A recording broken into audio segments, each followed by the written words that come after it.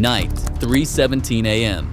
In the middle of America, an isolated modern military base is completely silent. A few soldiers in the watchtowers are checking the thermal cameras. Patrol vehicles are slowly moving along the fences. Nothing unusual appears on the radar screens. There are around 3,200 personnel on this base, but not all of them are fighters. Some are technicians, medical staff, logistics crews, maintenance teams, and administrative personnel. Everyone is having an ordinary night until the sensors catch the first anomaly. At first, it looks like a small movement, then another one, then hundreds, then thousands. The radar and thermal cameras pick up strange signals at the same time. One of the soldiers in the command center walks closer to the screen and tries to understand what he is seeing, because the system is detecting massive movement in the open terrain outside the base. This is literally an army. Actually, not just one army. The camera moves outside the base. Behind the horizon, a dark crowd of people is advancing. Genghis Khan's Mongol cavalry is moving on the right flank. Alexander the Great's army is forming up in the center. The 300 Spartans are marching on the front line with their heavy shields. Roman legions are approaching in disciplined blocks, and the Persian army is filling almost the entire landscape. The total number looks absolutely insane. Nearly 1 million ancient soldiers are moving toward a single modern American military base. Inside the base, the alarm goes off. The sound of the siren cuts through the entire area. Lights turn on. Guards move into position. The command center locks down the entire base. Main gates close. Armored vehicles pull behind concrete barriers. The machine guns in the towers turn toward the outer perimeter. The drone team immediately launches small reconnaissance drones. Thermal cameras turn on. Everyone sees the same thing.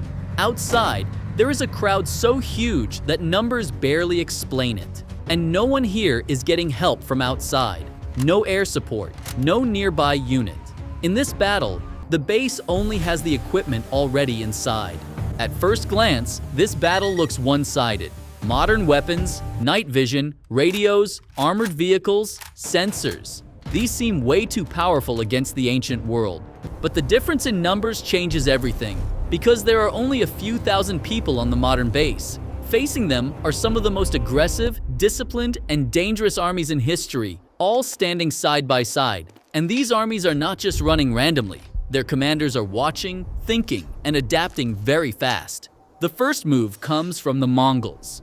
Genghis Khan's cavalry draws a wide arc on the right side of the base. They do not attack the gate directly. They are testing the area.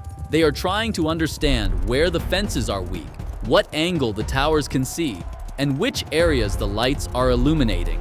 Horse archers ride in, shoot arrows, and quickly pull back. This is one of the most annoying tactics of the old world. Hit, run, hit again. Normally, most armies break apart against this. But this time, the searchlights open from the towers, and the night suddenly turns bright like daytime. The first machine gun fire begins. The sound is so harsh that some of the Mongol horses lose control. Sirens, drone sounds, engines, and gunfire panic the animals.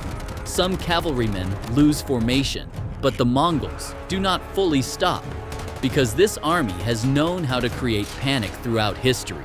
But now, part of the panic is happening on their own side.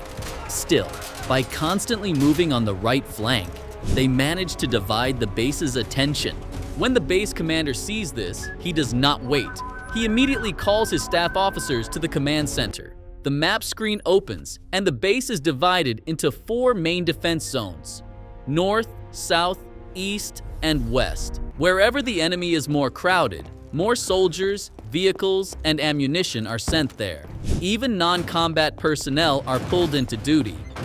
Administrators carry supplies. The maintenance crew keeps armored vehicles ready. The medical team opens the infirmary, and technicians check the generators. The commander's order is very clear. This base is not being surrendered. Extra barriers are pulled behind the gates. Additional security is placed around the fuel area and the armory. Electricity is sent into the fences. Tanks and armored vehicles are lined up behind the main roads. Heavy weapon teams watch the massive crowds in the open field. The base is now fully in defensive mode. But the commanders outside are not just standing around either. Genghis Khan, Alexander, Roman commanders, and Persian officers all realize the same thing. Crushing this base from one point is difficult, so they need to spread out. The more they spread, the better they can use their number advantage. The Mongols open up to the flanks. The Persians build a wide front. The Romans track the technical areas that look weak. Alexander watches which point of the defense reacts late. The Spartans patiently stay close to the main gate. They are not a crowd, but they stand like a pressure point. The first drone attack begins at this moment. Small reconnaissance drones rise above the crowd and drop explosives on the dense areas. Panic forms in the Persian ranks, but it does not take them long to analyze it. Persian archers and Mongol cavalry begin aiming at the drones in the sky. When the first drone falls to the ground under a rain of arrows and stones, a huge shout rises from the crowd. Now they understand that these machines can also be brought down. The ancient armies immediately start their own chaos plan. The Persians and Romans set up simple catapults in the rear. They launch burning balls into the base. Most of them fall into empty areas, but one hits near the vehicle park, and another starts a small fire on a warehouse roof. The fire alarm goes off. The first major wave comes toward the main gate. Persian infantry runs in front. Spartans advance behind them without breaking formation, and Romans probe the fence line. The machine guns in the towers begin firing. The first ranks fall apart, but the ones coming from behind do not stop. One of the tanks moves into position behind the gate and fires into the crowd. The blast shakes the area. The ancient armies slow down for a few seconds, then continue advancing again. The first attempts to climb the fences begin. Persian soldiers raise their shields, and Roman legionaries support them. But the first group that touches the fence is shocked by electricity and falls back. The ones behind try again. This invisible force makes them hesitate, but it does not make them give up. They throw shields onto the fences, while archers fire at the towers to distract the soldiers. Right at this moment, something critical happens on the main gate side. In the area where the Spartans are approaching, one camera is damaged in the rain of arrows and stones. A few seconds later, the second camera next to it also loses its feed. The command center can no longer see that point clearly. The Spartans feel the opening. A few Spartans and a small Persian group manage to slip through the damaged section and reach the inner security line. The first contact inside happens fast. The patrol team notices them too late. At close range, modern soldiers are wounded, but at the last second, they manage to report it over the radio. The Spartans are now advancing inside the base. The emergency response team immediately arrives in that area with armored vehicles and catches the Spartans, who got inside in crossfire. Then they block the opened passage with an armored vehicle. The commander understands that he cannot win by only stopping this crowd. He has to pull them to the wrong place. He points to the southwest side on the map. That is the old training field.